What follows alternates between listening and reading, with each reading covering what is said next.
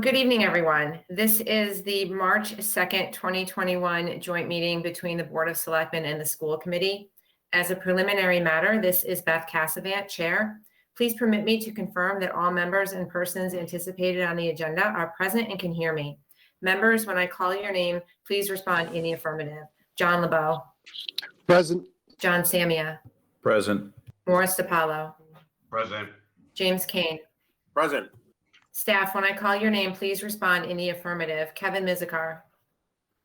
Present. Kristen Lass. Present. Alexandria Martinez. Present. Anticipated speakers on the agenda, please respond in the affirmative. Sandra Frick. Present. Lindsay Heffernan. Present. Dale McGee. Present. Jason Palich. Present. John Wensky. Present.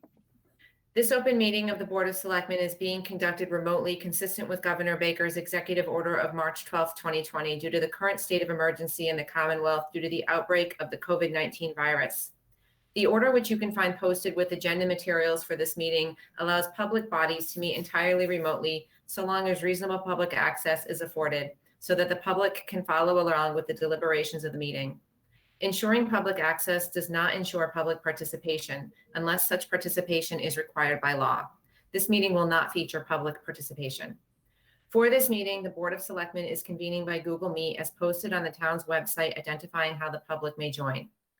We are now turning to the first item on the agenda. Before we do so, permit me to cover some ground rules for effective and clear conduct of our business and to ensure accurate meeting minutes. I, the chair, will introduce each board member or staff member who has the lead role for this particular item or speaker associated with this item on the agenda.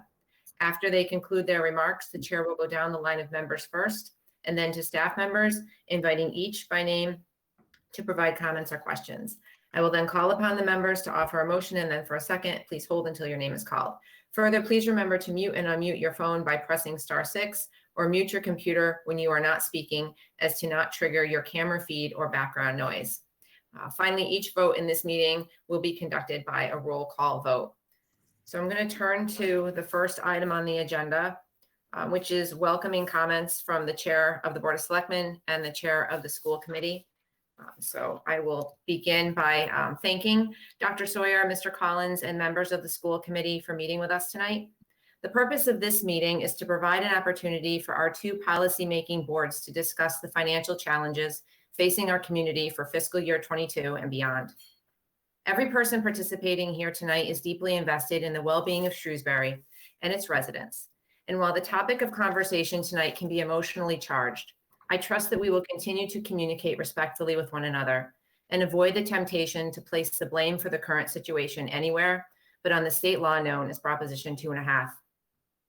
We are at this point because of a structural deficit. Revenues from all sources, local, state, and federal, are inadequate to maintain services at current levels, which in many cases are already reduced. We are not here because of fiscal mismanagement, poor planning, or careless spending of taxpayer dollars. The alarming presentation of potential reductions to the school budget and the possibility of not opening the New Beale School as planned snaps people to attention. It is natural to think that perhaps the selectmen are not aware of the budget problems, are not reacting with a sense of urgency, are hesitant to let the voters decide, or ask the voters to approve funding for a new elementary school and a new police station, knowing that there would not be enough money to open the school and maintain an appropriate level of service. Depending on what neighborhood you live in and who is in your social circle, it may appear that Shrewsbury is an affluent community that can easily afford to pay more in taxes but chooses not to. Some recognize the hardship that a tax increase will bring to fellow residents who are out of work due to the pandemic or living on a fixed income, and suggest an equitable override where the tax increase is determined by income rather than property value, which is not permissible by law. Still, others voice frustration that an override is a Band-Aid and are looking to their elected leaders for a long-term solution to break this negative cycle of budget difficulties. I'd like to counter those points with reality. Tonight, after hearing briefly from Dr. Sawyer, Mr. Mizikar will outline an override model that has worked 4 times in the town of Arlington, which is similar to Shrewsbury, and provide us with a blueprint for a long-term solution. It is time to change the narrative so that asking for an override is not viewed as a failure of government, but as a way for the voters to determine if they wish to invest in the levels of educational and municipal services they have become to expect and greatly value, or if they believe that such services have become too expensive to support, and the town should transform itself into a very different community with a much lower level of educational and municipal services. Outside of a statewide campaign to repeal Proposition 2.5, this is the path forward.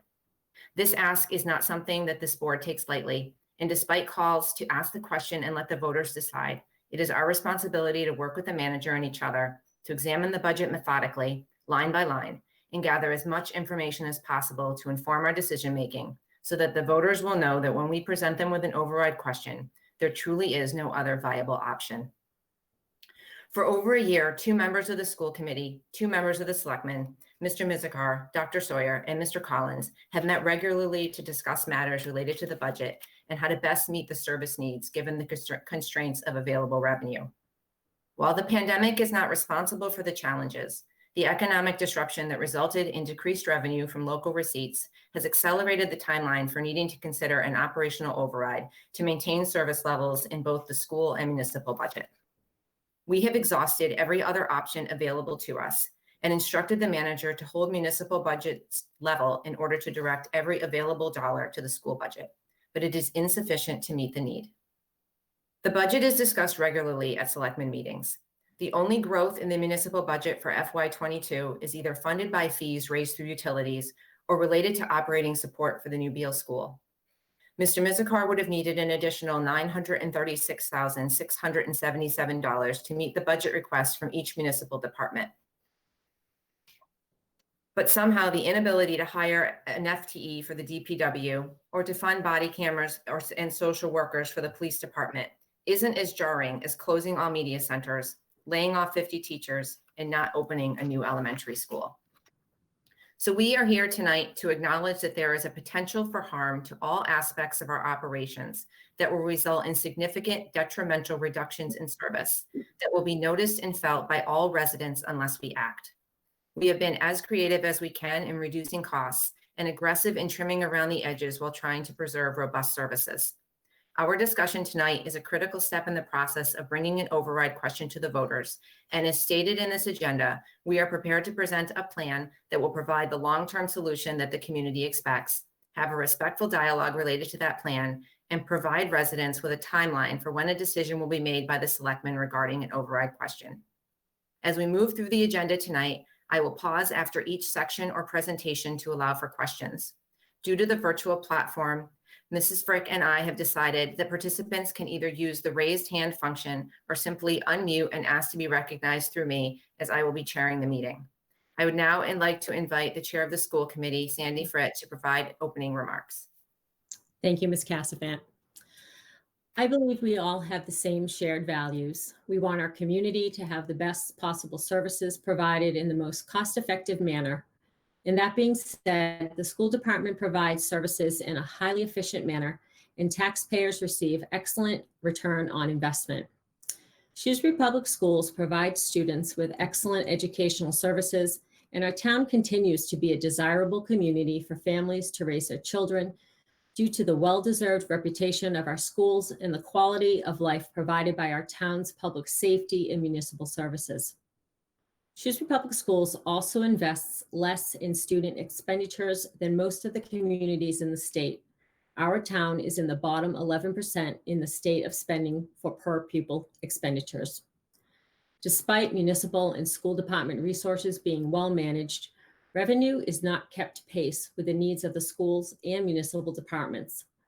The school department has a 5-year strategic priorities and district improvement plan, but we have not asked district leadership for input into the budget development process or to put forward requests for new resources for the last 2 budget cycles due to our town's structural deficit.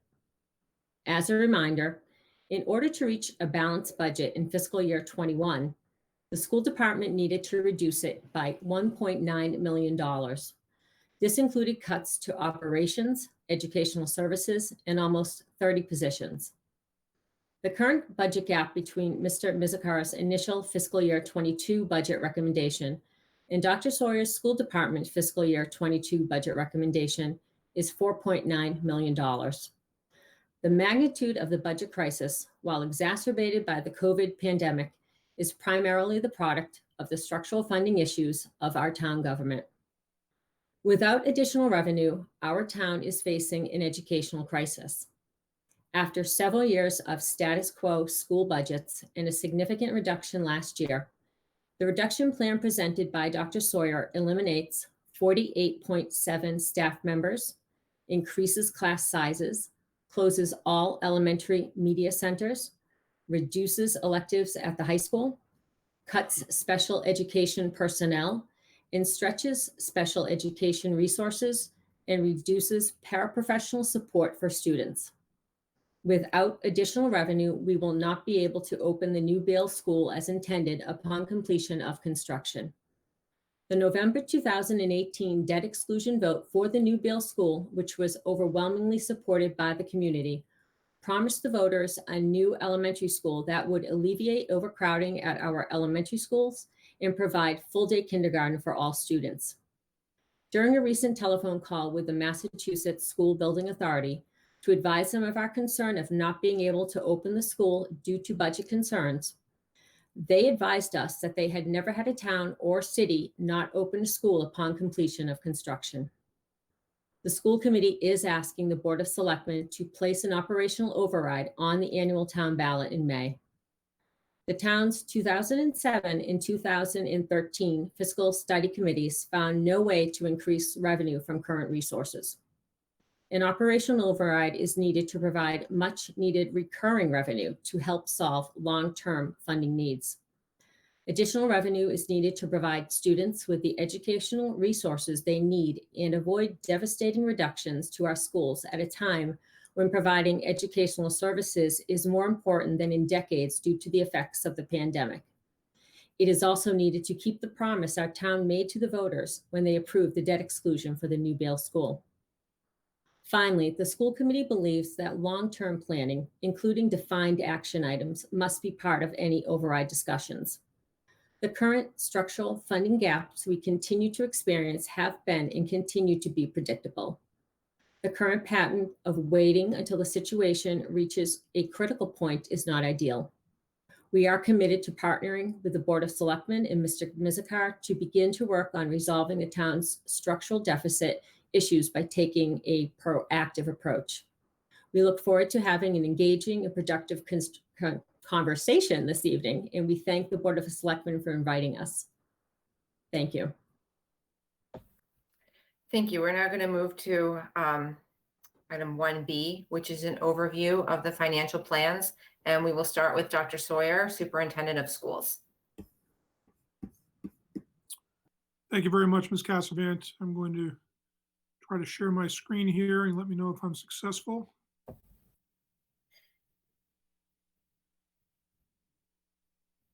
Looks good. Okay. So I appreciate the opportunity to provide this information to the Board of Selectmen with the school committee this evening, along with other town leaders and those watching from home. Want to begin just with a quick overview. The budget request that I've recommended for the town appropriation for the school department was for a bit over $75.4 million. That's an increase of about $7.44 million or 10.95%. What that recommendation does is it maintains the current staffing levels and programs we have in place right now, and it provides the additional staffing required to relieve the overcrowding, provide full-day kindergarten by opening the new Beal School as planned. Just to make sure that there's clarity there, this budget recommendation does not restore any of the $1.9 million worth of cuts that Ms. Fritz referred to in her opening remarks, nor any of the 30 positions that we cut for the current year. And again, to open the Beal School, it's a large school that we're building because it's not only replacing the aging building that we're currently in, but it's also relieving and drawing students through redistricting from all of our elementary schools in order to provide equitable class sizes in programming, including full-day kindergarten for all students. This slide illustrates the budget gap that we face based on the initial recommendation that Mr. Mizikar made, which of course is based on what he has as available revenue. And the recommendation that I made in order to preserve the program that we have and open the new Beal. You can see that budget gap is about 3.2 million, just based on carrying our operations forward, and an additional 1.69 million to add the staffing to open Beal, which creates a total budget gap of just under $4.9 million. As Ms. Fritz mentioned in her remarks, this is the second consecutive budget cycle that we have not even asked our leadership team for any potential improvements to the program based on our strategic plan, because we know we were not going to be able to fund even bringing our current program forward. And obviously that's not, any successful organization cannot stand in place and not continue to make improvements and expect to continue with success. So in summary, the reduction plan that I presented to the school committee at our last meeting was first, not to hire the additional 32 plus full-time equivalent staff that will be necessary to relieve that elementary overcrowding and open the new Beal school as planned. And then it would be beyond that to reduce close to 48.7 full-time equivalent staff positions across the district. This would have the effect of increasing class sizes at the elementary, middle, and high school levels, and it would also reduce educational programming options, probably most dramatic among them, closing all of our elementary media centers. It would also result in fewer course options for high school students, and is yet to be determined reductions in our K-8 special subjects programs. To recap the actual staff reduction plan in terms of the numbers, it would reduce 2 administrative positions, the principal positions at Parker Road Preschool and Patton School. We would provide that leadership by installing a director of the preschool program, by reducing a different position within that program, the team chair position. It would also result in, for the second year in a row, Dr. Lizotte, our assistant superintendent for community partnerships and well-being, serving as the acting principal at Patton. It would reduce 11 elementary classroom teachers, 6 middle school team teachers, where we already reduced teachers last year, or this current year, I should say, in our budget cuts, 12 high school level positions, 4.5 specialist allied arts subject special positions across K-8, 2.5 positions in the special education department, and 10.7 full-time equivalent paraprofessional positions. That includes all of the media aides requiring the closing of the media center, and 5 general aid equivalent positions at the elementary level, totaling 48.7 FTE. So you can see in overall the 1.69 million and 32.6 positions that would be added to open Beal were taken right off the top. The additional 48.7 positions representing another 2.9 million. We still have over $250,000 that we have unspecified. Hoping to see that if the budget matures a bit in terms of cost projections for either the school department operation or the municipal budget for next year, hopefully would not result in future cuts, but obviously that could be the possibility. We always have the possibility that some of our projections could go in the wrong direction between now and the time that town meeting sets the budget. But the total budget gap would be reduced by 81.3 positions from my budget request, 48.7 of those being existing positions in the district now, and 32.6 of them being the new positions we would add to staff up the new Beal school.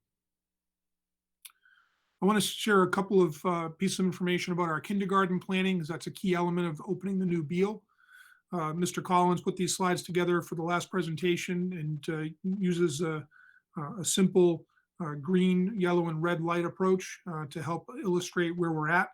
The green light, of course, is that we open the Beal school as planned because we have the necessary funding. We implement our redistricting plan. We provide full day care for all students. We eliminate the tuition charge, which is all part of the plan. We've been stepping that down over a 5-year period. And then you see the statistic there that as of last year, about 96% of Massachusetts kindergarten students were in full day kindergarten programming, and only 38 out of the 316 school districts charged any tuition for that experience. The red light scenario obviously is the most concerning. That would mean that there is no opportunity for additional funding. And because there's not funding either for the staffing, nor if the determination was made there's not enough funding to run the new building, whether that's through heat, electricity, cleaning resources, which I know Mr. Mizikar has built into his initial budget, that we would not be able to open the building and we would remain at the old Beal School at 1 Maple Ave. That would certainly not be the preference for the school department. We would hope to leave that older building.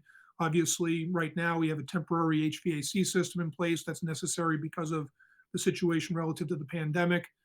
We know that Mr. Baldinger is concerned about some of the infrastructure there in terms of the boilers and so forth. So the sooner we get into the new building, the better. But this is just to illustrate if it's just not financially possible for the town to do that, these are what the impacts would be. We would need to defer elementary school redistricting, conduct a lottery for the limited full-day kindergarten seats we would have, maintaining several half-day program classrooms as well.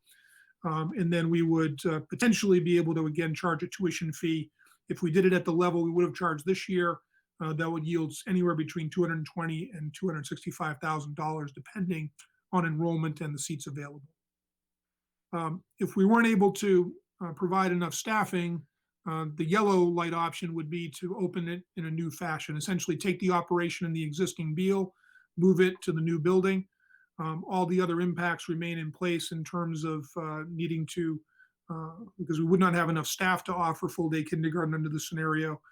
So it would remain the sort of current situation where we're only able to offer that to a limited number of people. Everything else remains the same as described on the previous slide. So to recap, there's a $4.9 million budget gap.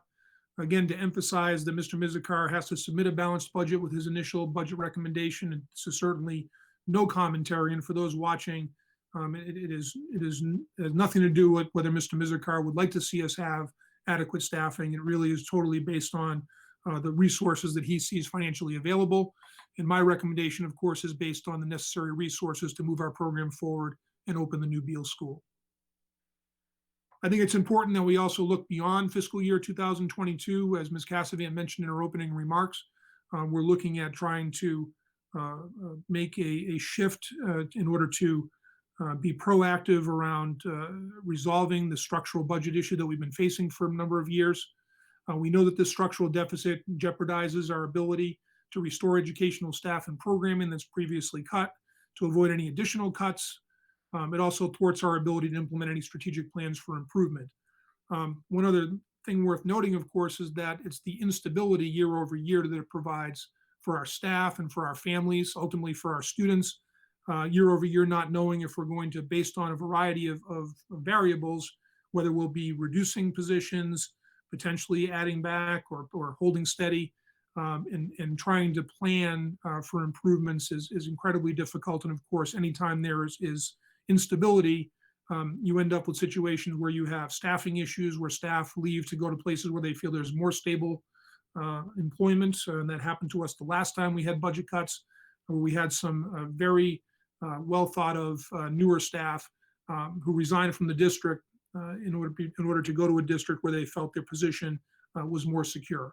And that's obviously not something we want to have happen to any of our departments. Some of the variables that are important to note that affect our future costs include obviously our levels of student enrollment.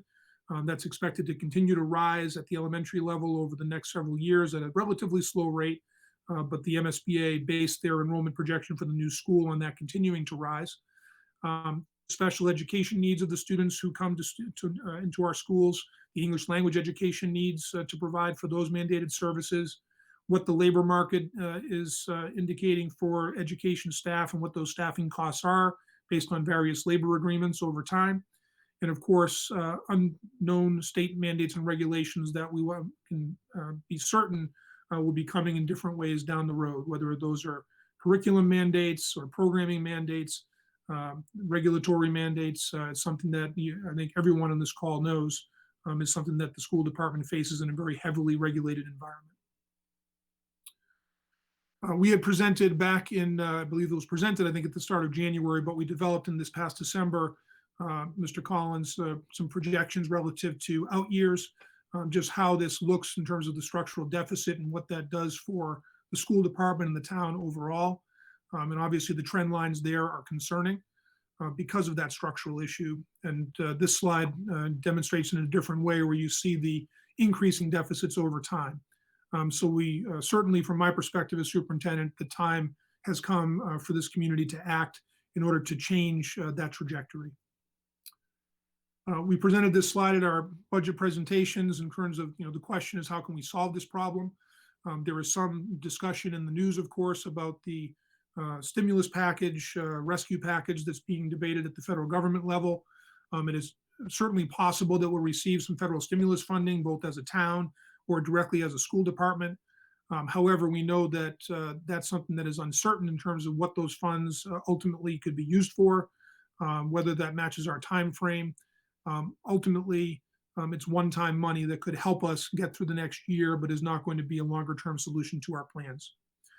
And then, of course, the other option, which I know we'll be discussing this evening, is an operational override, which is within the community's control in order to address the issues that we have as a community together. The timing of this is really critical, and I'm really pleased we're having this meeting this evening.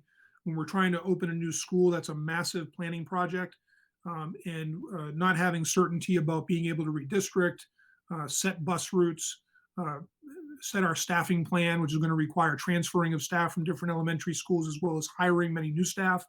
The sooner we know that there's going to be a possibility that we're going to be able to move forward, the better we can plan. And of course, that's also important for our high school scheduling to know what courses will be available. So as I've said at the outset of my two last presentations at school committee, it is no surprise that our school district is facing an education emergency.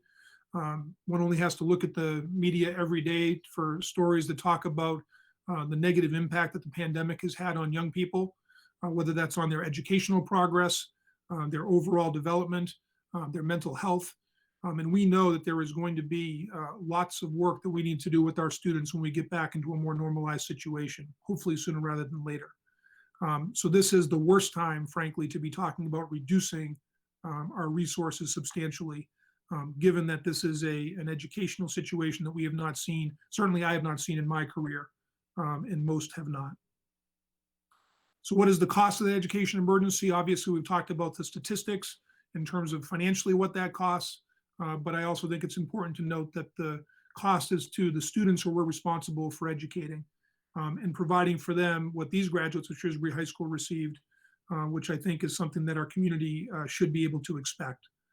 So I'll end with my own personal commentary again, that I certainly do not believe that our community is going to allow this to happen to our students, allow this level of cuts to occur to our school department. I do truly believe that Shrewsbury is a community that highly values the education of its children, and I believe that our community will respond to this emergency for providing the schools with what they need to provide for our community's young people. So with that, I appreciate the opportunity to share that information, and certainly will be happy to answer any questions that the members have. Thank you very much, Dr. Sawyer. So I want to pause here so that there is an opportunity for questions. I would think that they would mostly be from the Board of Selectmen, considering the school committee is very familiar with this presentation. So board members, if there's anyone who'd like to ask a question. Madam Chairman? Mr. Kane. I guess one policy and one educational management question. So I think I'll direct this to the superintendent. Joe, in past years, the district has enjoyed great success in dealing with the challenges faced by different students relative to special ed. Certain programs were done in-house to avoid considerable out-of-district costs. Can you update us on where that effort stands and the current challenges you face? Sure, I'd be happy to. And I think that the leadership of our special education department, Assistant Superintendent for Student Services, Meg Balsito, and her team continue to do an excellent job providing the services that we need to provide and should provide to students who require them, but doing so in as cost-effective a manner as possible. Part of that has been providing what will typically are known by the acronym of ELC, or Educational Learning Centers, in our schools, where students on the autism spectrum who have similar types of disabilities are served. We have those programs now in each one of our elementary schools, all of our schools, as a matter of fact, all 9 of our schools. And that's programming that in many districts, students with those profiles would be educated out of the district at considerably larger cost. So that is something that we have continued to be able to sustain. year over year that often will require, depending on the number of students who require those services and who might be graduating and who might be coming in, differing numbers of paraprofessional positions, applied behavioral analysis technicians, for example, or child-specific aides. So that work continues. We continue to look at ways as well to minimize whether or not a student who might have a more educationally based type of disability with reading or language-based disability, for example, getting the kinds of support that they need to receive in order to avoid getting an individualized education plan in the first place. And that really has been a function where our principals, our curriculum specialists and instructional coaches continue to try to find ways to intervene at young ages to help head off an issue where a student might fall further behind. That is something that's been compromised a bit this year because we did reduce our reading tutors at the elementary level as one of the cuts that we made. And that does always signal a concern when we're not being as proactive about addressing those issues. We're continuing to look at our situation when it comes to our students who we must serve until the age of 22. That is something we've done in partnership with the Aspet Valley Collaborative. And that is something that as the expectations for what students of that age who require those special services require, I know that that's something that Ms. Belcito and her team are looking at for potential future years to see if there are ways that we can improve the kind of services those students are provided and do that in as cost-effective a manner as possible. But we're always looking at how we can do that as efficiently as we can. You may not have it this evening, Joe, and that's just fine, but is there a way to almost estimate legitimately what costs were avoided this year, the last couple of years? I think that's always enlightening to people to understand what could have happened and then the efforts that resulted in, I would argue, a more complete level of education for the individual, the child, and likely at a cost savings for the district. So if you had that and could share that with the manager for dissemination, I'd appreciate that. We can certainly work on that. Thank you. I have another question, a couple, Madam Chairman. Where are we with collective bargaining, Joe? Because that's just by virtue of the number of people, that's always an issue. People are interested in it. Where are we with that across the board? For right now, our largest employee group is the Shrewsbury Education Association, which is our professional educators, teachers, special education specialists at the professional level, nurses, et cetera. We are in the second year of a 3-year contract. Next year's contract for this budget has a 2% cost of living increase. Our paraprofessional group is our second largest group. We are in the third year of a 3-year contract, and we have not begun formal work with that group as of yet. I think we usually would already be underway at this time of year, but the nature of managing this school year, both groups have been agreed to hold off for a bit, but we are in informal communication with that employee group in terms of negotiations. And then the smallest group we have is our group of assistant principals and athletic director, where we're also in the second year of a 3-year plan where they also have a 2% cost of living built in their contract for next year. Okay, thank you very much. I guess this is more of a policy question, so I'll ask Sandy. Sandy, as you look at the challenge that has been with us, it seems every 5 or 7 years it comes up. Why go with the free all-day kindergarten at this juncture? I think as I look at it, it was a promise that we made when we put the Beal project out there as well, that it was going to be full day K for all and free full day K for all. So that was one of the marketing pieces we put out when we put the building out before the community. And we are one of the very few communities left that does not provide full day K for families. And it shouldn't be, it's kind of a philosophy of our board that we shouldn't be charging families for kindergarten. This is something that we will look at as the budget moves forward and depending what happens with that building. And that's why the 3 screens that Dr. Sawyer just showed did have that in there. But we don't feel it's a fee that we should be charging families. Okay, thank you. Yeah. If this moves forward, will there be an adjustment to any of the other fees within the system, or can we expect that they would stay the same, Sandy. We have not had a fee discussion yet, but we have the high fees, if not the highest fees for busing athletics and co-curriculars in the state. There is some worry that we may be at a saturation point for those fees, and that if we charge even higher amounts, families may stop using, so we may lose money.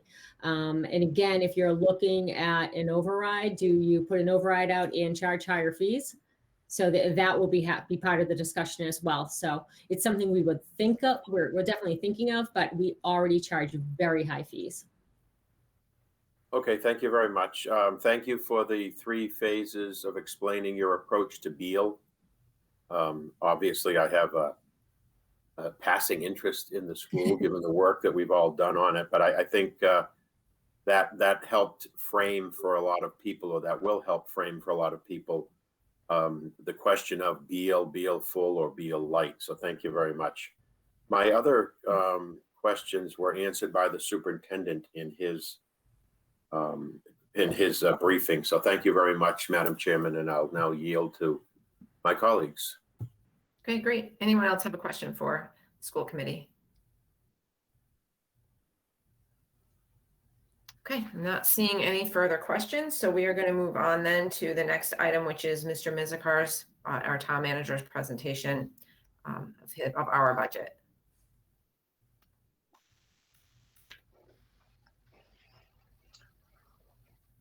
Good evening, everyone.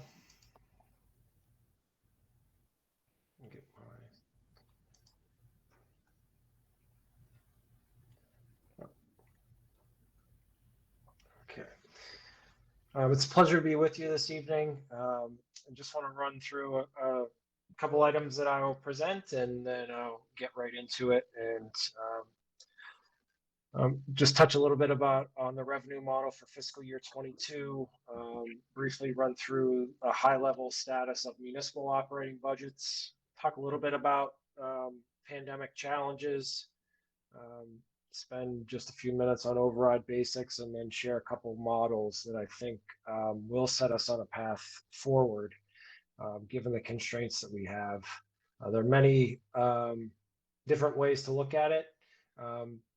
But Proposition 2.5 is an overarching limitation on our ability to come up with a single move that provides a long-term solution to help us overcome this problem. But I think collectively, these boards, the board and the school committee working together, certainly is the right path, and I'm confident that we can rest on a model that will provide quality services to residents of Shrewsbury as we have.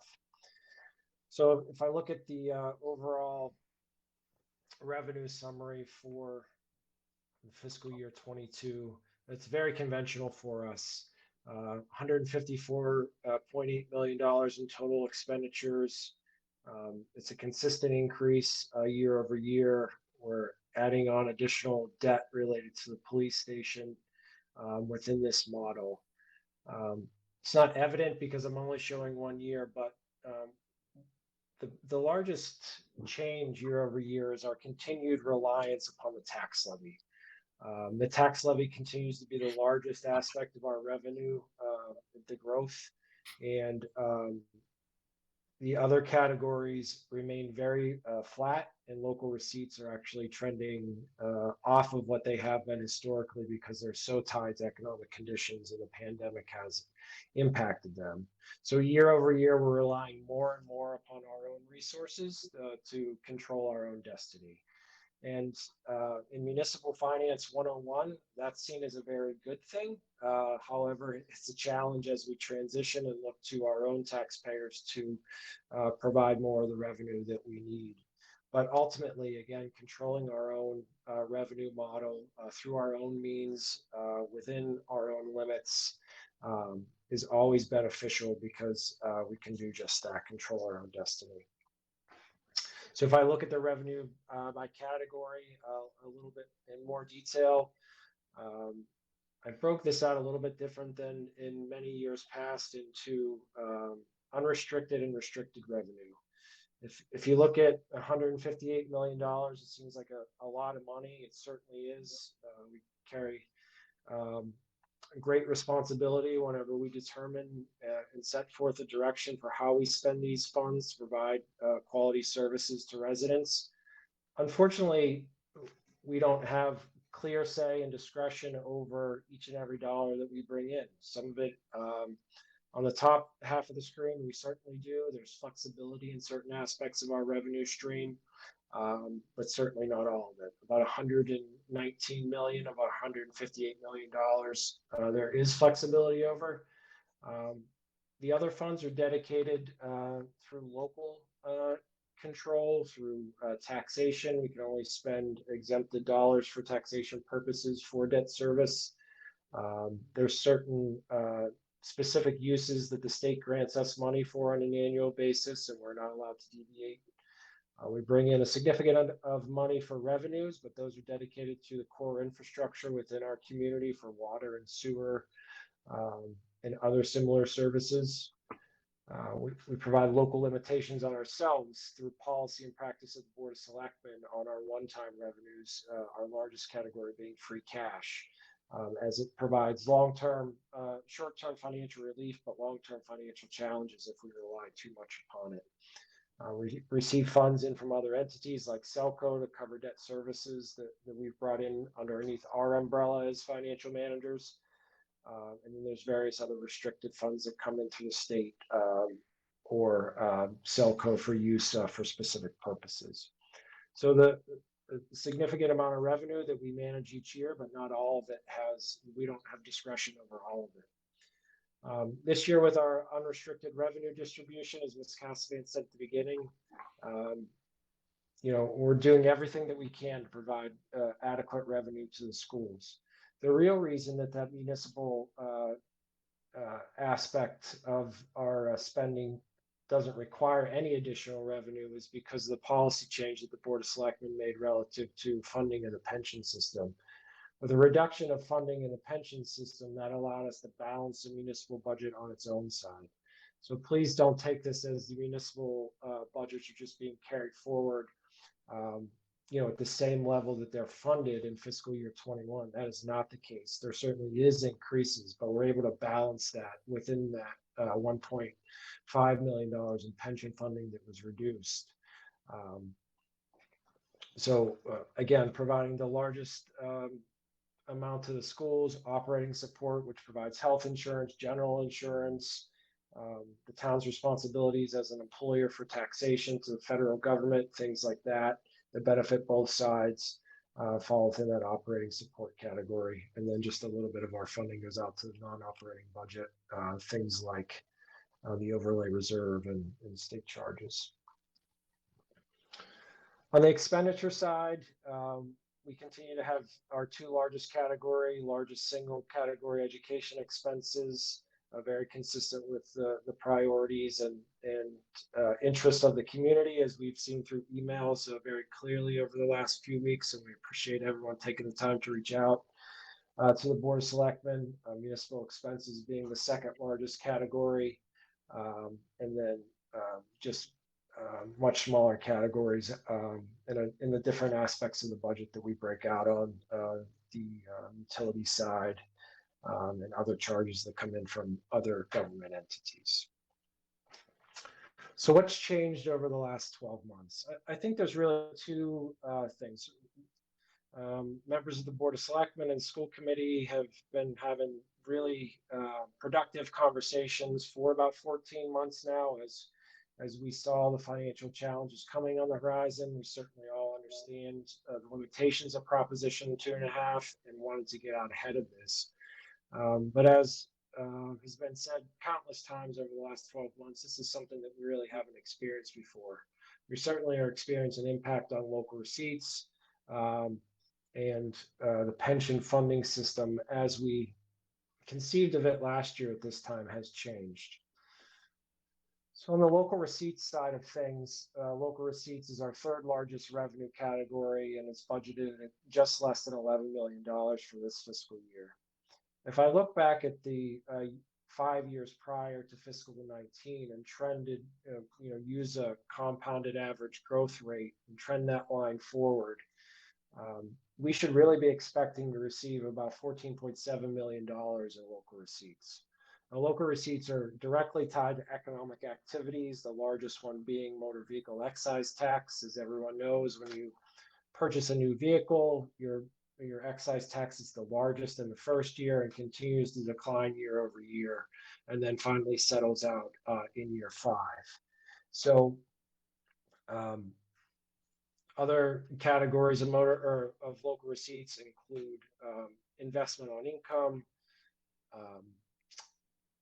meals tax, hotel motel tax. So real discretionary funds that individuals have either decided to or actually prohibited from doing during the pandemic. And that has led to a significant reduction in our ability to project and infuse more local receipts revenue and to help cover our upward trending cost expenses that are really consistent over time. And then our pension funding analysis. So on this slide, the line going through the bars was the plan that we were on in February of 2020. We were anticipating spending between other post-employment benefits or OPEB and our pension funding system about $2 million, $1.9 million. Because of market conditions and a revised actuarial requirement related to the mortality tables, we need to continue to fund that at about $3.7 million. So some of this is pandemic related, some of it is financial management advice to continue the prudent management of our pension system. So if I look at those two combined, it really draws about $5.6 million in revenue, estimated revenue that we could have seen if we were living in what seemed like the glory days of February of 2020 before we had to deal with the challenges of the last 12 months. So that certainly has exacerbated our financial challenges. I don't know any real period of time where we've had such a swing like this over such a short period of time. It's how I kind of see things playing out over the last 12 months, and significant driver of why we're having this conversation this evening.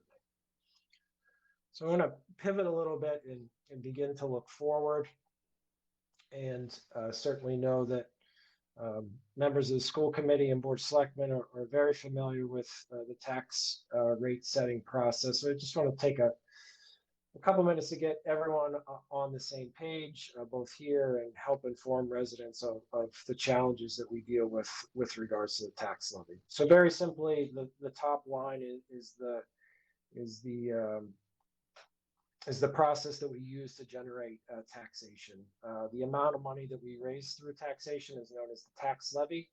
We take the total assessed value in the community, the total value of all properties, real estate, personal property within the businesses, divided by 1,000, multiplied by a tax rate, and we raise a certain amount of money every year. So our specific calculation right there in the middle of the screen, the total value of all property in Shrewsbury is about $6.5 billion. Our current tax rate's $13.19, and that provides about $86 million in property tax revenue into the community on an annual basis. We have very limited control over two of these, almost every aspect of this. It's all defined in state law, and most of the numbers are given to us. So the tax levy, which is the amount of money that we raise, is only able to be increased by 2.5% on each year. So that's number. It's essentially a given number. No matter what we do, with the exception of an override, that number is a formula that we simply calculate and confirm with the state prior to our revenue projections. The assessed value is really a function of activity within the community. Certain new properties are built, new taxable items come on board, but that number remains very consistent year over year. We've benefited over time with high property values in Shrewsbury, and that certainly has helped, but it still doesn't change the total amount of money that we're allowed to raise in a tax levy every year, because it can only go up by 2.5. So over time, folks may see year after year our tax rate has decreased. Well, why would we be decreasing the tax rate? The real reason that the tax rate itself is being decreased is because the total assessed value is going up by more than 2.5% in most instances. So we take those two knowns, multiply by 1,000, and get a tax rate. There's, again, outside of an override, there's no opportunity for the Board of Selectmen or the Board of Assessors or any other entity in town to adjust that the tax rate. It's always something that we solve for with the other facts that were provided under state law. So I want to talk a little bit now about how I see a path moving forward for a sustainable option for the community. And some of this is different than when the community's had this discussion in the past, and some of it remains the same. So ultimately, we want to generate sufficient revenue for an agreed upon period of time. We can do that through a ballot override question, which is asking residents to allow us to move beyond Proposition 2.5 and increase the total tax levy, the amount of money that we raise, more than 2.5% in any given year. So in this case, from fiscal year 21 to fiscal year 22. It is a single request. There's no ability to ask for additional requests year over year. We can only ask for a certain dollar value, tell residents what we want to spend that on, and then if it's approved, add that to the tax levy. It is a permanent addition in that it remains a part of the standing tax levy and is increased by 2.5% every year. But there, again, is no ability to ask for specific sums year after year. So in that is because of that, it has somewhat limitations in that it will only ever be increased by 2.5% after we receive that additional amount of funding. So if I look at fiscal year 22 through fiscal projection 1, we've identified $681,380. Now this is different than some of the numbers that I shared before, but what I did in this model is I stripped out the utility revenue from the operating budget. I didn't want to have that confusing factor in there. Utility revenue goes both into the general fund and remains out of the general fund. So what goes into the general fund is included in this number. What doesn't have a factor on our general fund operating budget is not included in this. Available revenue, $38.7 million. This number includes Dr. Sawyer's full request for the educational needs and services that is desired for the community. And I've also, just for a point of reference, but without opinion, included all department heads' initial requests. So as Ms. Cassavant said at the beginning of the meeting, I had stripped out over $900,000 from their request. But again, for this evening, I've included their request in total in this. That puts us at a bottom line deficit of about $5.9 million. So I guess the simple solution, if there was such one, would be to request an override for $5,936,000. So I'm just carrying that number forward. The amount that we're in deficit, let's ask residents to raise that amount, and then we can move forward. Unfortunately, as you can see in fiscal year 23, if we're using a trend factor that the town has experienced consistently year over year of 4% annual growth in expenditures, you can see we're going to face a deficit again in fiscal year 23, and it'll only increase in fiscal year 24. The expenses that I'm going to show this evening are based upon growth patterns that I will identify and have real numbers in there for things like debt service, or we have long-term consistent known expenses ahead of us. So I'm using as much real factual information as I possibly can. So the real point of this slide, again, is to show that simply asking for an amount equal to the deficit that we currently face is not a long-term solution that we should bring forth is not a long-term solution, so I would shy away from bringing that forth to the community. So example one, after listening to Dr. Sawyer and the school committee's conversations and having conversations with the Board of Selectmen, I wanted to try to develop a model and try to bring just some rough order of magnitude into what would this mean for the community? Where would a starting point to have a conversation like we're going to have tonight be? After a little bit of work, I came up with a $9.5 million override request, and I'll explain that in a minute. And in this example, I'm using a 4.5% growth rate year over year within the municipal operating budgets and within the school operating budget. So I'm trending those upwards.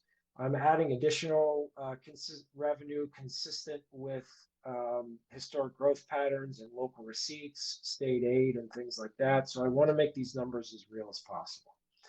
So you'll see in fiscal year 22, proposing an override of $9.5 million. And I introduced two additional lines into this chart over the previous one. This line from override stabilization and down at the bottom to override stabilization. The concept of the use of an override stabilization, as best I can tell, was developed by the town of Arlington. And the town of Arlington recognized that their expenditures continue to grow by more than 2.5% year over year, that structural deficits are a fact of life underneath Proposition 2.5. And they determined that using a stabilization fund was the best way to provide quality services to their residents under all the limitations that the general laws give to us. So we'd establish a separate account. And as you can see in year one, asking for more than the $6 million or so that we're roughly in deficit provides what you could call a surplus. Rather than it actually becoming a surplus, I would take the amount of funds that we don't need in year one, and I would have town meeting appropriate those funds into an override stabilization that would only be dedicated for use in future balancing of municipal and school budgets. You can see as we do the normal Proposition 2.5 increase for fiscal year 23, look at total expenses, understand available revenues. That year again, we are able to move about $1.4 million into the override stabilization. So those dollars accrue and get added together over time. So between fiscal year 22 and fiscal year 23, we're able to contribute 3.5 the first year and 1.4 the second year into an override stabilization fund. In fiscal year 2024, you'll see the total expenses are $151.4 million, and available revenue, that is non-stabilization revenue, is $150.7 million. That leaves us essentially without utilization of an override stabilization fund, a deficit of $691,000. But rather than incur that deficit, this is where the stabilization fund comes into play. We would utilize $691,000 from the prior 2 years, and we would have a balanced budget. You can see that in fiscal year 2025, we'd utilize $2.9 million from an override stabilization fund. And fiscal year 26, we'd use the balance, which would be $1,355,000 from that stabilization fund. Unfortunately, for the first time, using these forecast assumptions with a $9.5 million request and a 4.5% growth pattern, we'd experience a deficit, projected deficit of $4,031,594 in fiscal year 2026 when we go to establish a balanced budget. So quickly move over into example 2, which utilizes all the same features as example 1, but a 4% growth pattern. Obviously, a 4% growth pattern is easier to manage over the long run and provides significant cost reductions as things compound. So once we get to fiscal year 2026, we're only projecting a deficit not of 4 million, but of 1.5 million. So it'll be really critical for the school committee, Dr. Sawyer, Mr. Collins, myself, the Board of Selectmen, to really try to identify how much that request to the community can be. What could the community agree to? What value do they put in our services? And what is our growth factor going to be? And how can we assure residents that we'll manage our growth over the years to provide a certain definitive amount of time or projected amount of time that an override value would extend throughout for the community. And honestly, a 0.5% matters whenever we're looking at numbers this big on, municipal and school operations being over $132 million, the two largest sections of that pie that I showed before. Managing every dollar really matters, and I know that we do that very well, but it will continue to be important in the future. So I have to go here. What does that mean for the tax bill? If we're looking at an override request of $9.5 million, it is $1.46 on the tax rate based on our current assessed value. It's a little over 10%. And the chart that we are showing here is a chart that we've used on previous debt exclusions, and it breaks out the single family home value, how many homes fall at or below that amount. So for instance, if you look at the first line there, 25%, 324,600 and 474, that means that 25% of our homes in the community are valued at 324,600 or less, and a home valued at 324,600 would pay an additional $474.51 in fiscal year over fiscal year 22 over fiscal year 21 if a $9.5 million override was passed. So that actually is the end of my slide presentation. I look forward to working with the Board of Selectmen, the school committee, and my town hall colleagues on the right solution for the community, and I look forward to any questions that anyone may have. Thank you, Mr. Mizikar. Let's stop here and allow for any questions members of the school committee might have for Mr. Mizikar or any members of our board. Go ahead, Ms. Fritz. Mr. Mizikar, when I look at the average tax increase, it could be looking at your slides. I think we all have to be mindful of any tax increase for members of the community. Have you looked at surrounding communities? Because I know, our tax bills are not as high as surrounding communities. So when we look at that chart, how would we compare to surrounding communities if we had that increase? Yeah, unfortunately, I haven't projected. You're absolutely right. The average tax bill in Shrewsbury is on the low side, to put it in plain terms. And I don't foresee that a tax increase like these dollar values would put us in the top 50% of the state. Still, I think we'd still be have great value to our residents, even if they were to increase at this level. But it's something that I do plan to chart out once we finalize that number and be happy to share. Okay, thank you. Sure. Any other questions?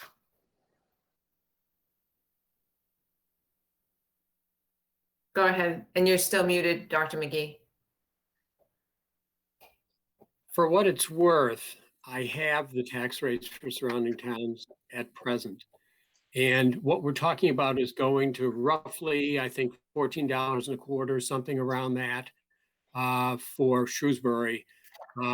And the most recent taxes on the state website for Southborough are $16.21, Boylston $16.98, Northborough $17.12, Grafton $17.18, West Boylston $18.46, and Westborough $18.54.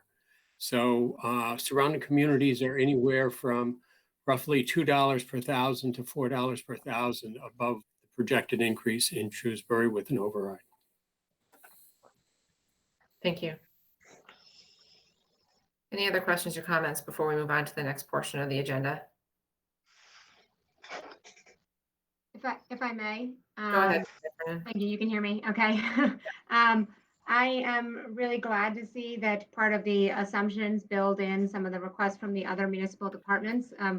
saw things like social workers for the police station and the police department and the like. I do want to just make sure I'm clear. There is, and mostly for the community, Mr. Mizikar, that this is not going back and making whole for the school department, which did some pretty significant cuts last year. That's not built in here. And so the schools are sort of comparatively level funded. As Dr. Sawyer said, he didn't even ask people what they wanted.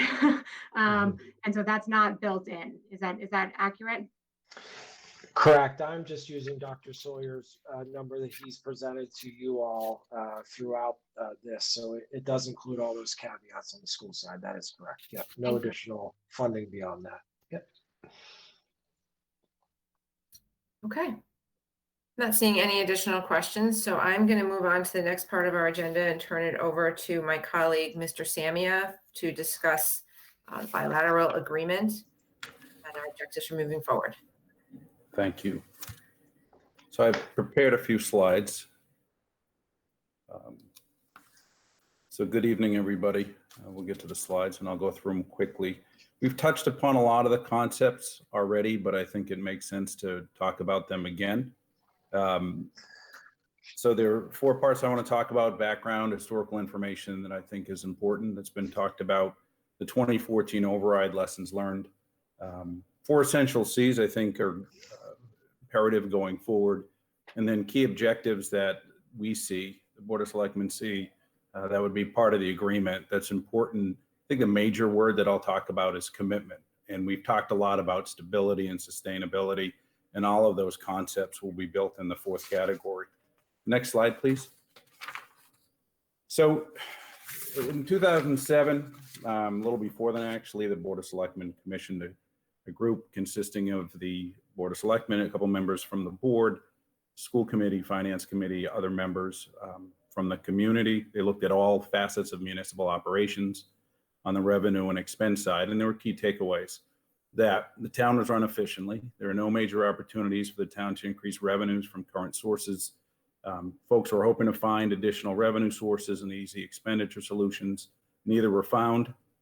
And there's not a simple suggestion to resolve our town's financial condition. And these were the main takeaways in 2007. Next slide, please. In 2013, as services continued to be degraded, particularly on the school side, as well as the municipal side, the Fiscal Study Committee was reassembled with many different personnel to re-examine to see if anything had changed and if whether recommendations had been followed up on from 2007. The key takeaways: no viable or realistic alternatives to reduce the expenditures of town government. Every level of efficiency has been achieved. Costs that have been able to be reduced have been reduced, or rate of growth moderated, and then the conclusion that any further reductions would cause severe degradation of services. With the exception of the annual 2.5% increase in new growth, no alternatives within the levy limit to raise revenues that would allow increased spending.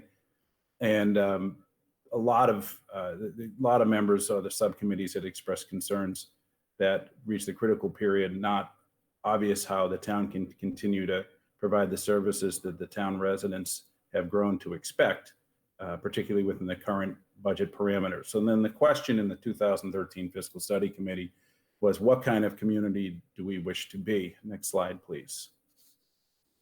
So in 2014, June, an operational override, 5.5 million, was put in front of the voters to ask that question.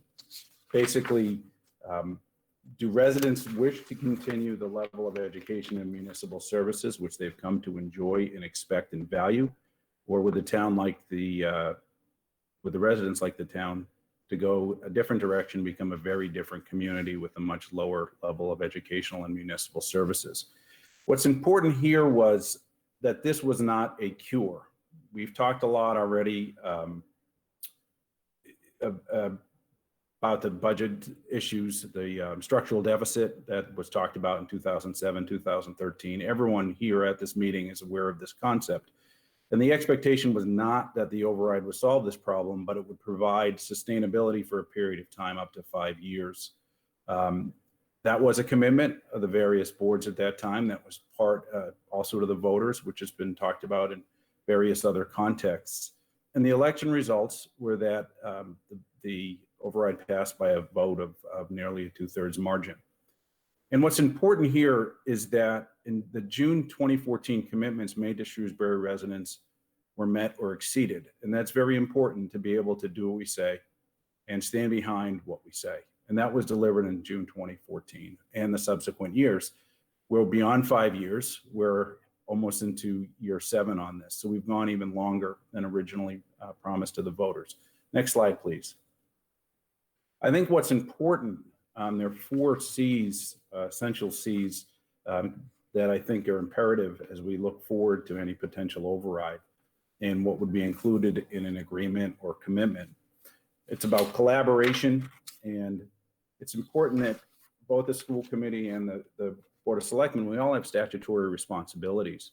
But at the end of the day, we don't and can't lose sight that we represent the best interests of all Shrewsbury residents. So that's important that we continue to collaborate. Over the last 14 months, we've had regular discussions. We'll continue to do so. Mr. Mizikar and Dr. Sawyer and Mr. Collins speak on a regular basis. And it's important, again, to continue to work forward.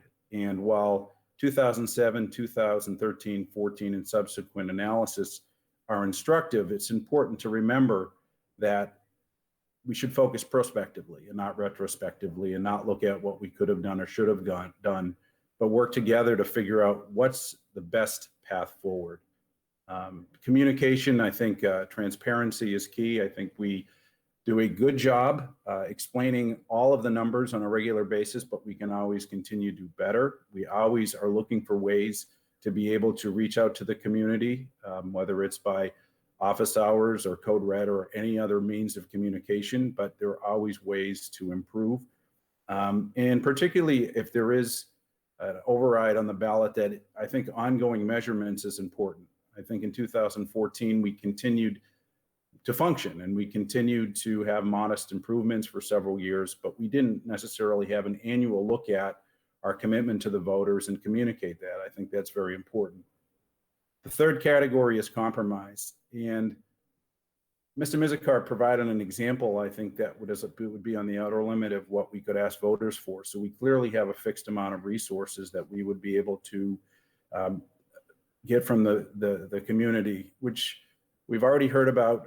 A little more than 900,000 in municipal requests that were not included as part of the budget. We also heard Dr. Sawyer say that he hasn't even gone to the various members of the departments for the last 2 years because simply he can't ask for it and embed it in the budget. But there are a lot of needs here that we have to realize we're not going to be able to fund. We still have a finite amount of resources beyond the constraints of Proposition 2.5. Even what we asked for here would not fund everything that we would like to have in the budget, and I'm sure what our residents would truly enjoy. So it's a balance of what we can ask for. It's a balance of what we can ask residents, understanding that not everyone, this will not be easy for all residents to afford, versus the needs of us being able to move forward and provide services that the community does expect or has grown to expect. And if a vote's put in front of them like we did in 2014, it would also be that question. Is this something that they would like to continue down for a path? And then the last, and I think most important, comes down to commitment. In 2014, the commitment was this would last several years. Sustainability, I was on the school committee at that time, and we presented in front of the finance committee, and that word came up over and over again, as well as to members of the community. Are you going to come back? What about next year? Stability, all concepts that we've already talked about today. Stability, sustainability, those are important words. And it's important for us to be able to stand behind what we say. 2014 is a great example. AAA bond rating is a great result of that.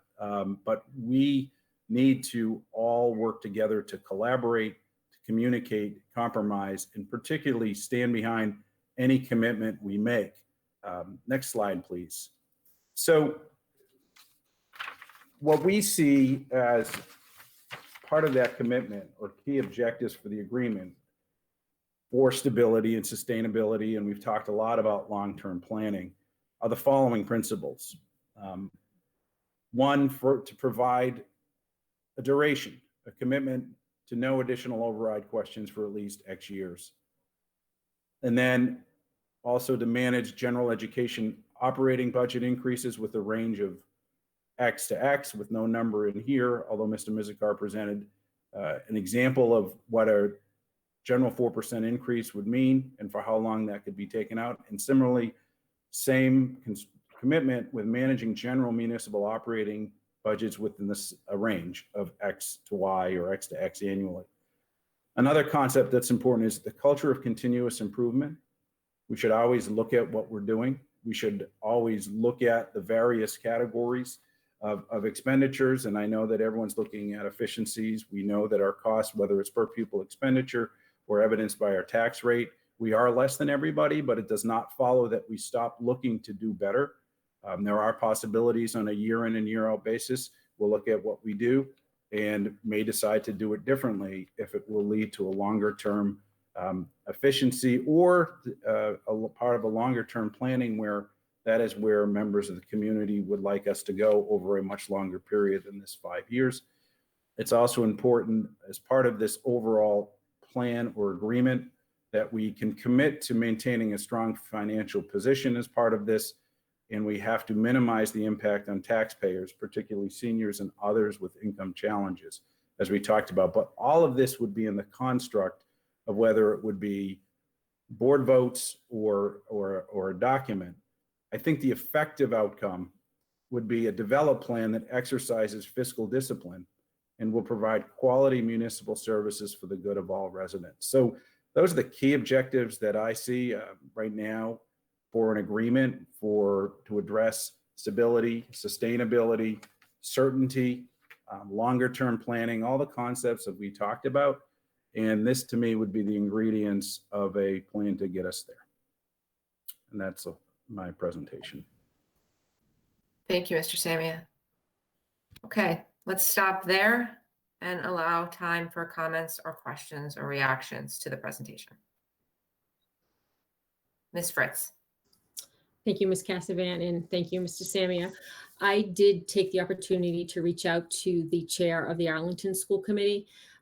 This is something that Mr. Mizikar had raised last year, this Arlington model. It's something I was not familiar with, had looked into it a little myself, and then did speak with the chair in Arlington.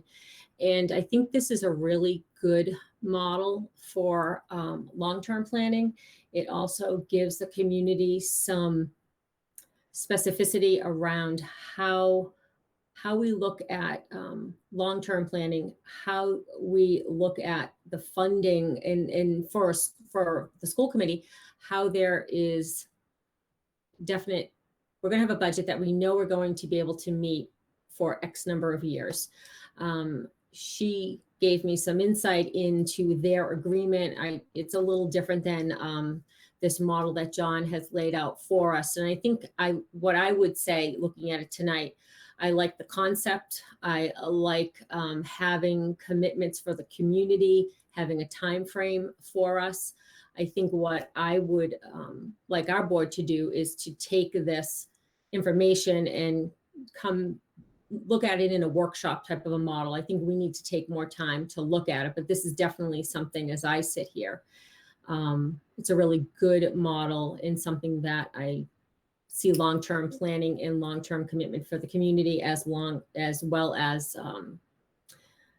funding that has, I'm not going to be so concerned from year to year what is going to happen to our budget, that there's some finite purpose, and I'm not going to be looking what's next year what is the cut going to be, what am I going to have to add. And I do think we as a school committee need to have some ability to do planning with our strategic priorities and our goals. We want to be able to add back. We don't want to keep having this status quo year after year. So I like it. I think this is a really good model.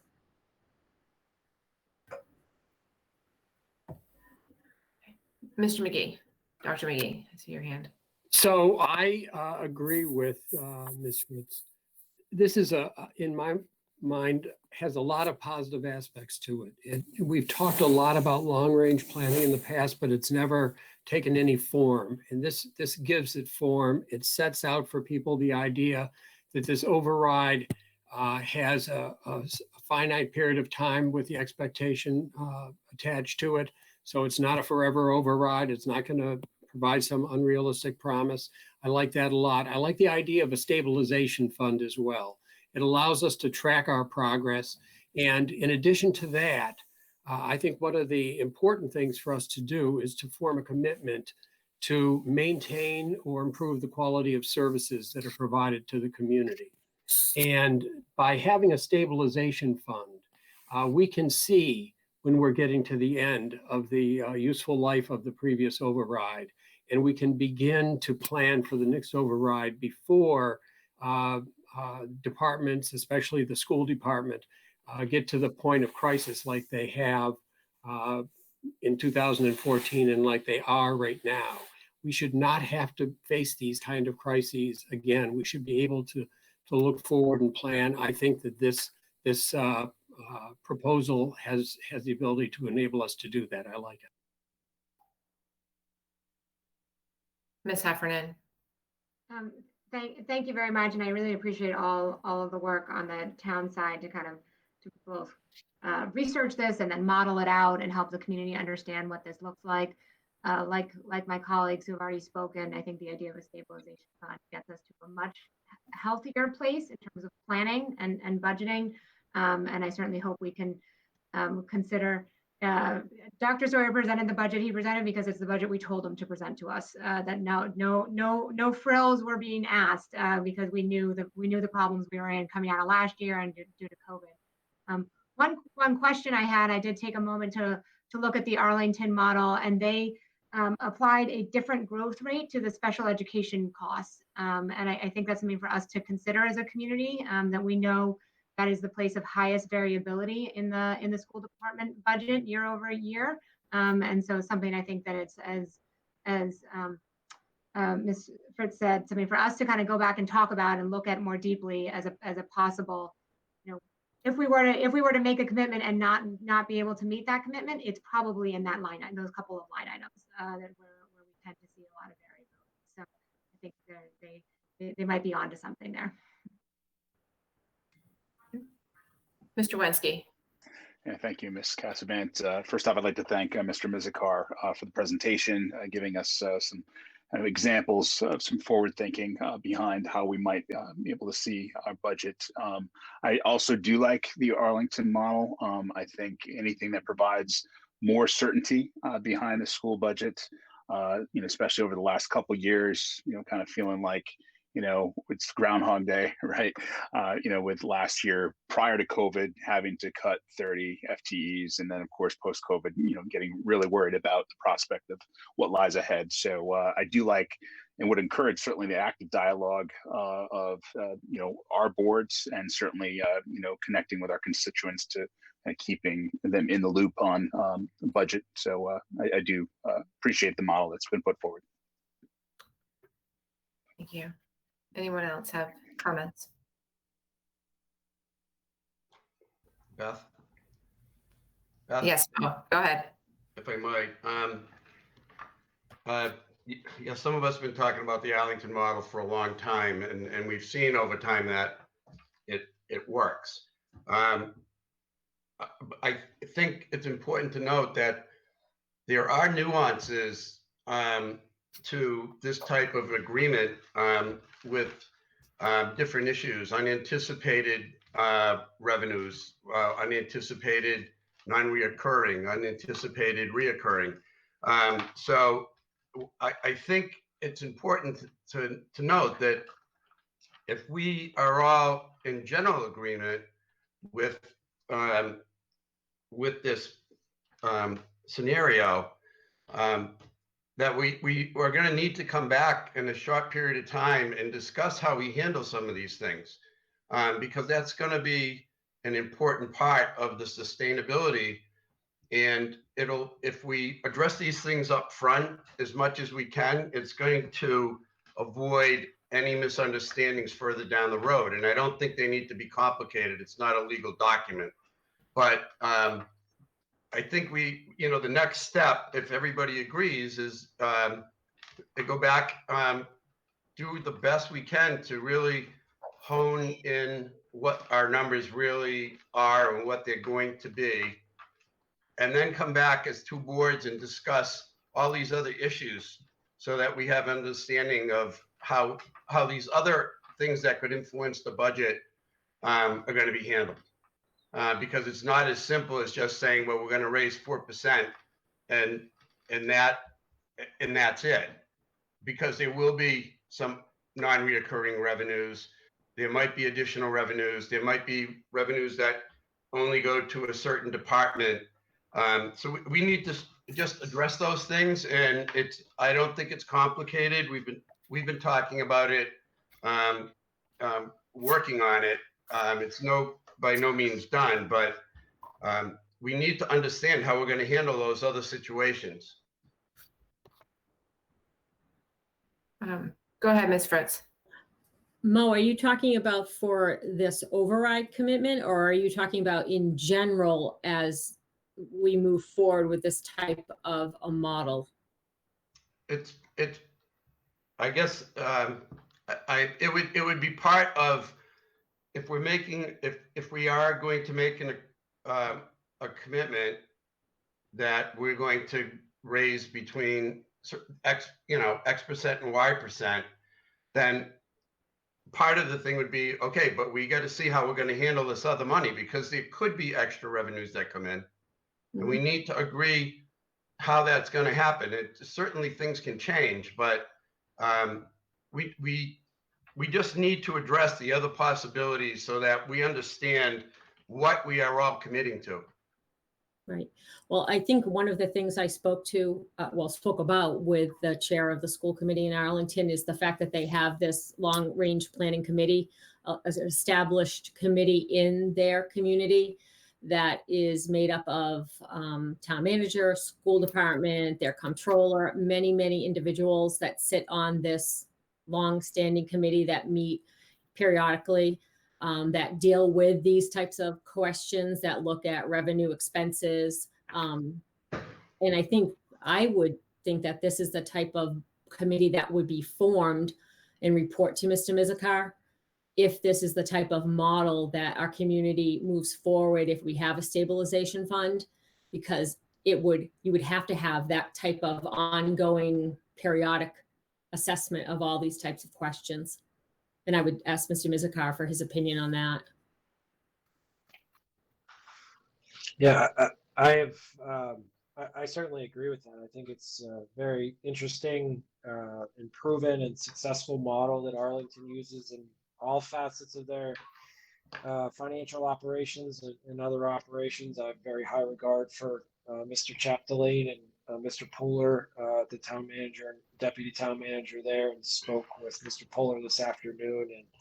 And the long-term planning committee, and then they dive down into a revenue projection committee when needed. I think those are very interesting concepts to explore. Mm-hmm. And I noticed they even invite union representation to come and listen to some of their meetings so that the unions can hear the issues that are ongoing in the community around revenue and expense issues, which I think can help in some of the conversations that we have when we go into union negotiations. Mr. Collins, I thought I noticed your hand up and Mo beat you to it. So if you wanted to jump back in. Sure. Thank you, Ms. Cosford. I just want to make just two brief comments. One is I really like this model of thinking. And for me, kind of the simple analogy of what's being proposed is, and this is much an oversimplification, but putting money in the piggy bank, so to speak, for years 1 and 2. And you can envision, kind of the coins going in the top of the piggy bank, and that for years 3, 4, and 5, that the monies are coming out of the piggy bank, and that's a best practice. And I think that I would think that, although it might be good to find out, that this type of best practice in creating stability might contribute to the continuation of the town's AAA bond rating that it sought out. And so I think that's an attribute of this kind of long-term planning. The second thing I wanted just to comment on is sitting on the building committee. As a building committee member, I know that project is substantially completed at the end of May, just a couple of months away. and that project is trending several millions dollars under budget. And so as a resident and as a taxpayer, I know that when I voted for that project, I was expecting a certain amount of increase in my tax bill to pay for that project, and that is going to be less than what was told. So it's performing better than expected. And I just think that's another salient point as we present this to the voters, if that's going to be presented to the voters. Madam Chair. Oh, go Mr. ahead. Samia. Just to, if I may, just to follow up on Mr. DiPaolo's point, not to put, just another point, I think what he was saying as well is on the agreement up front on revenues, if I can give an example, maybe using what Mrs. Heffernan said, that for special education on the one hand, say there's, understand if circuit breaker, and we've seen this historically, went from 73% to 40% reimbursement, which we have seen. You know, maybe that's something that we address, but likewise, there may be a situation where just due to the reimbursement nature of it, that the following year you could have $1 million of excess dollars coming in versus expenses from the previous year, just based on the mechanism, the reimbursement mechanism. If you had some kids age out and you didn't have a backfill, it just can go either way. I'm just using that as an example. Or if the feds come in with some funds, if it comes in through the town or through the directly to the schools, I think those are just general concepts. I don't want to, I think we have to be careful about overcomplicating and going down a rabbit hole, but I think just to understand general parameters or what's the expectations, I think was a concept. So on both the sort of the I guess more on the revenue side, but as well, if there are expenses, and I think that's an important point actually on expenses, that the one other caveat to this is if, you know, God forbid we ever have another pandemic, but if there's something that extreme, obviously that is not a built-in assumption here. So that this is ordinary course commitment, sustainability to carry forward with what we're expecting to do should we move forward under this plan. And then we can address some sub-issues or the larger risks that we're concerned about if we're committing to X, as Arlington has done. I think we should do that up front, but balancing it with the risk of overcomplicating it. At the end of the day, the most important thing is it's transparency, it's accountability and certainty. And it's not next year at this budget time where it's always, okay, what do we have to cut? It's not saying what are we going to add, but it's providing the stability so we can move forward and provide services that our residents expect. So that's just, I think, part of what Mr. DiPaolo was saying as well, if just to add some thoughts on that. Thank you. Dr. Sawyer, you're next to speak, I think. Thank you, Ms. Cassavant. I just want to also thank Mr. Mizikar for his forward thinking and the transparency with which he is providing this financial model. And he's been an outstanding partner in leadership of the town, along with Ms. Loss. And I know Mr. Collins and I continue to greatly appreciate the collaborative nature of that work that we're doing. Also want to thank Mr. Samia for his presentation to outline the so-called 4 Cs, and certainly operating prospectively is something I think is highly desirable. I don't want to lose sight. I think there's a lot of positive feedback. Obviously, you're hearing from the school committee this evening, and I certainly would underscore that. I don't want to lose sight of the fact that, you know, we do have this urgent need for next year. So I just want to emphasize again that the need for expediency to come up with whether or not there's going to be a solution presented to the community and to the voters that can put us in a position where we don't have to experience these very, very serious reductions and can move forward as planned in terms of opening the new school. The fact that this plan would also, however the details are worked out between the two boards, would also give that stability for future years, I think is frankly going to be music to our constituents' ears. I think that is something that this community is looking for, and I really commend the town manager and the Board of Selectmen for bringing this forward. I certainly, obviously, there's many challenges that we're facing right now in a whole variety of ways as a community, and particularly, obviously, as a school department. But to have this, I'm going to leave this meeting with a lot of hope, and that's something I'll be translating and communicating to our staff and to our families over the next few days. And I'm sure many are watching now. But that's something that, is in what's a very challenging time. This is something that is very much appreciated. So I want to thank everyone involved again. Thank you. So if there's any other comments or questions, Mr. Palich. Thank you, Ms. Cassavant. Just a few comments, and I will echo some of the remarks that have already been made. First and foremost, I want to thank Mr. Mizikar and his team for the modeling and the projections that they've done that have helped to enhance this conversation and have given us some new options to consider that I think are representing a new direction for Shrewsbury, but I also think are a real positive and a real credit to the municipal leadership that we have. As I speak with and hear from members of our community, whether they be members of our parent community who feel very strongly about the need to preserve and protect the quality of educational services, or whether they be other members of our community who maybe perhaps are more reticent about a tax increase. One note that I consistently hear is a desire to see Shrewsbury approach a longer term solution, to see us make a decision that will not only be clear about what we're facing in the coming years, but potentially outline a roadmap that will take us out of the darkness for some years to come. And I think that what has been presented before us tonight is a great few steps in that direction.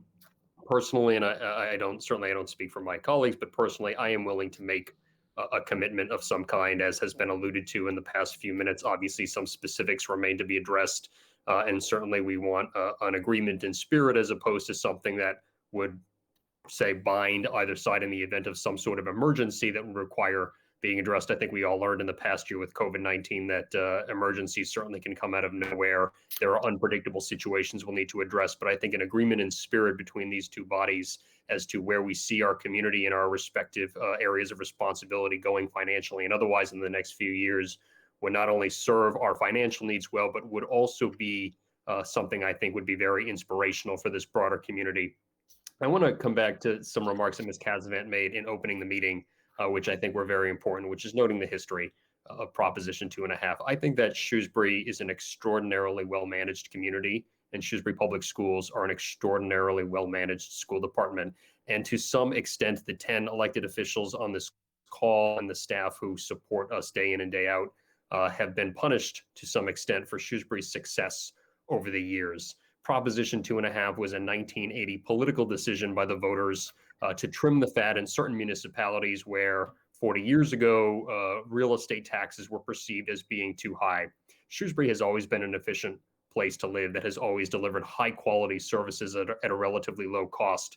And somewhere along the way, we all became victims of a cycle that seemed to expect that this would go on in perpetuity without the need for change. And as Ms. Cassavant alluded to in the opening, there is sometimes a tendency to react to the need for an operational override or the need for additional revenues as a dramatic development, when it is in fact a community decision as to the type of community we want to be, the type of services we want to be able to provide, and a clear-eyed, level-headed assessment of the revenues available to us, what we're able to do with those revenues, and if we want to do more, what types of decisions we're going to have to make.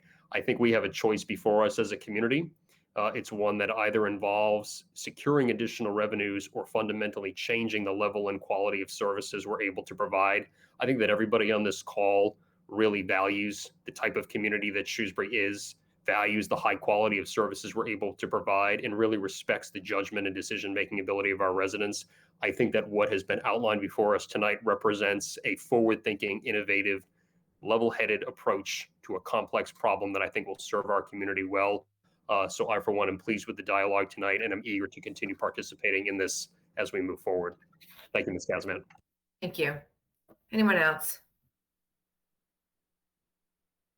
Mr. LeBeau. Thank you, Madam Chair. I appreciate that several other speakers have mentioned history tonight, so I'm not the first one to do that. Honestly, I think when the board, or I'll speak for myself, and I think selectmen feel the same way, whether this board or other boards, when we're thinking about putting an override question on the ballot, the goal is not to get the goal is not simply to get the question on the ballot. The goal is to get a question on the ballot that has a reasonable chance of passing. And I think the only way we're going to accomplish that is through the commitment that has been discussed tonight. And I think our history proves that out. So since Proposition 2.5 was established in statute by the voters of the Commonwealth, there have been 6 attempts for overrides in the town of Shrewsbury. Each one of them have had a school component. Every one. Not every one of them had a municipal component. 5 of them failed. 1 of them passed. Now, actually, Selectman DiPaolo and I have been here for 5 of them. We enthusiastically voted to put 5 overrides, or enthusiastically is probably a poor choice of word. We knew we had to do it, and we did it. And we put 5 questions on, and only 1 passed. So I think we can take a look at those questions, the recent questions, and try to understand why they lost or why 1 passed. And if we look at the success in the 13 ballot, we can compare it mostly to the 07. Both were years in which there were aggressive, well-funded, well-executed campaigns. Both of them had fiscal studies to establish exactly what the situation was. Both of them had extremely high turnouts at the polls. The 07 election, 53% of the vote, is the highest municipal election as far as I've ever tracked back. And the 13 one actually wasn't far behind that. So 07 failed by less than 500 votes. 13 passed by over 3,400 votes. What was the difference? Though Mr. DiPaolo and other members of the board talked about the Arlington model in 07, the Arlington model was only conversation. It did not become the reality of the situation. I don't recall that there was any promise made in 07 about what kind of commitment the town was making into the future. In 13, though we didn't adopt the Arlington model, so to speak, we did issue the promise, the commitment that we wouldn't come back for 5 years. And to me, that's what resonated with the voters. I mean, how we do this through the stabilization fund, those are the tools. I don't think that resonates with the voters.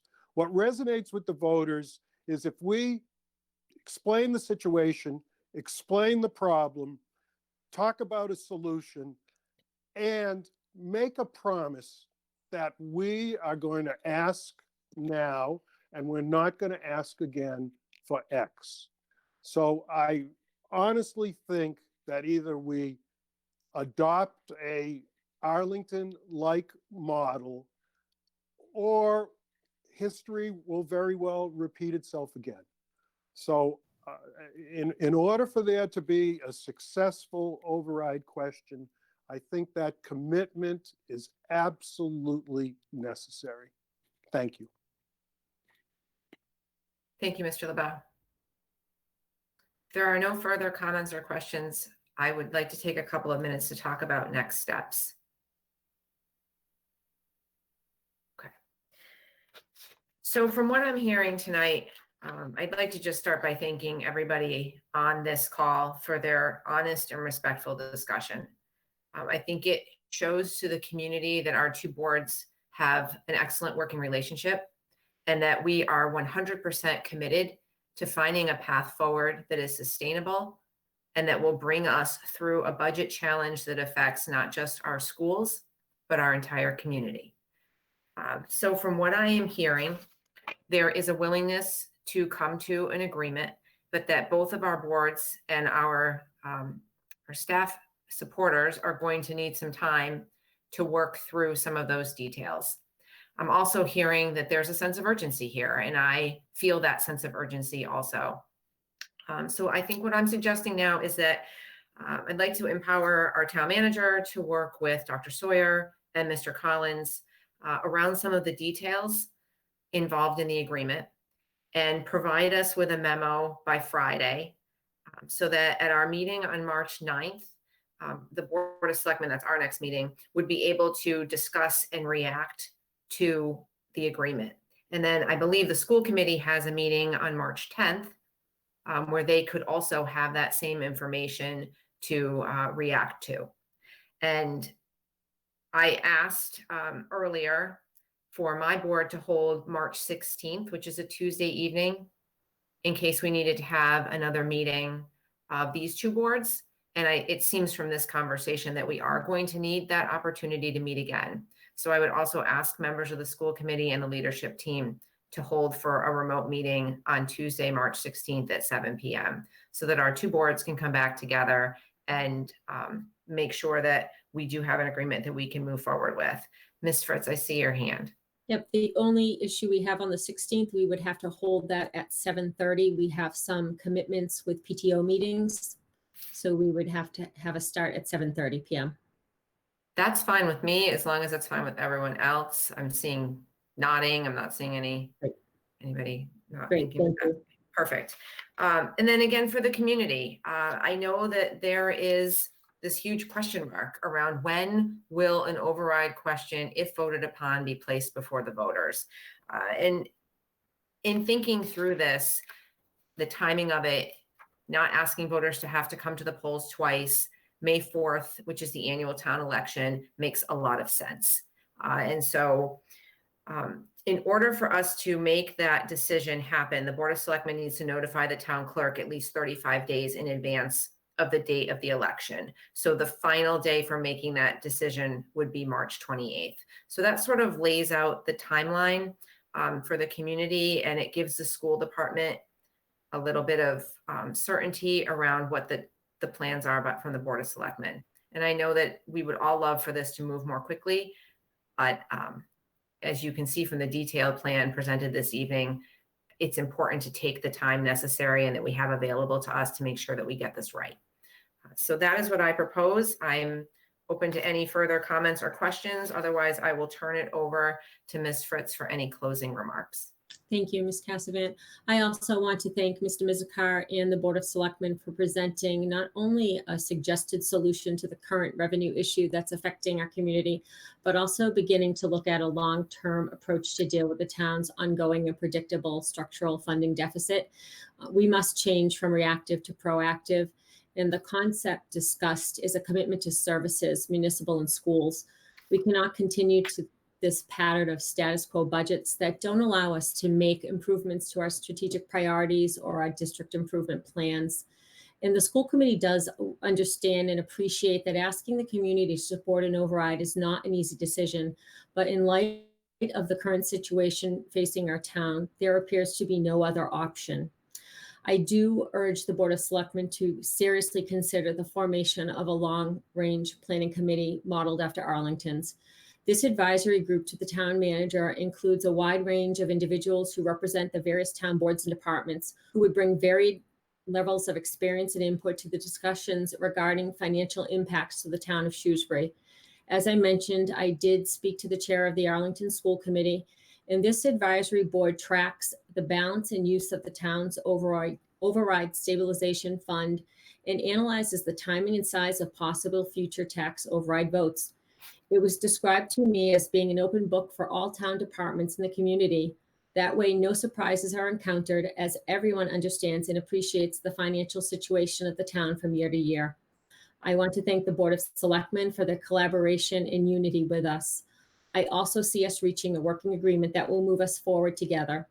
Again, I believe all of us have the same shared values, and the proposed plan will be an opportunity to begin to change how we commit to funding municipal and school services.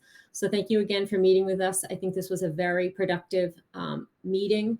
I think the community can see that we do have a very good working relationship. I want to thank Mr. Samia. He started these 2-2 meetings that we've been having for over 14 months now with Mr. Mizikar and Dr. Sawyer and Mr. Collins. It's been very helpful as we moved into what we never knew was going to be such a difficult budget year with the pandemic. So thank you very much for starting that, John. It's been very helpful. Excellent. All right, well then I am going to ask for a motion to adjourn from the Board of Selectmen and run through a roll call vote, and then we'll be all set for this evening. So moved. Second. Mr. LeBeau, Aye. Mr. Samia, Aye. Mr. DiPaolo, Aye. Mr. Kane, Aye. and myself, aye. Thank you, everyone. Have a good evening. Thank you.